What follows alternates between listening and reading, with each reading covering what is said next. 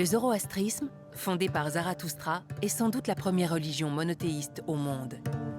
Née dans l'actuel Iran, elle a prospéré ici sur les bases des pratiques animistes qui avaient encore cours en Azerbaïdjan.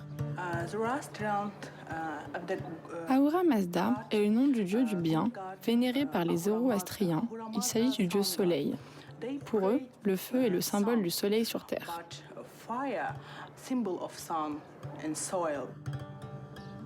Le feu, phénomène naturel pour certains, symbole du divin pour d'autres. C'est le cas de ce temple à Teshga, à Sourakhani, situé à 30 km de Bakou. Jusqu'au 8e siècle, la religion dominante en Azerbaïdjan était le zoroastrisme. Les Arabes sont venus ensuite occuper ce territoire. La population s'est donc convertie à l'islam, mais de nombreux zoroastriens ont préféré quitter le territoire en direction du nord de l'Inde. Deux types d'hôtes étaient acceptés dans ces murs. Les adorateurs qui vivaient là en permanence et les marchands zoroastriens de passage qui payaient les prêtres afin qu'ils prient pour le salut de leur âme.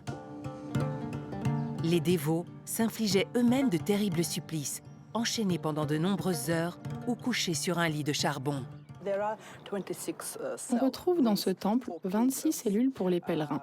Ceux-ci venaient pour prier et donc il fallait la présence du feu dans chaque chambre.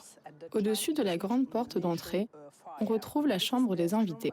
Elle s'intitule Balarana, ce qui veut dire petite pièce. Elle était réservée aux visiteurs non convertis.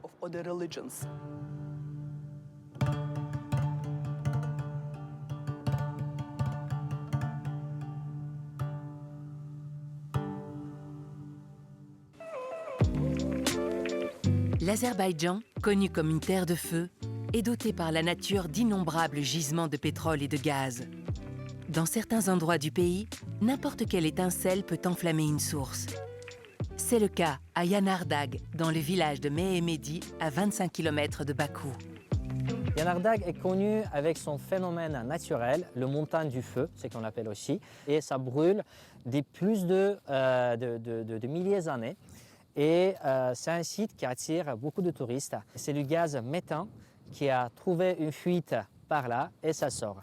Ni avec la neige, ni avec du vent, ni avec la pluie, ce gaz s'est jamais éteint.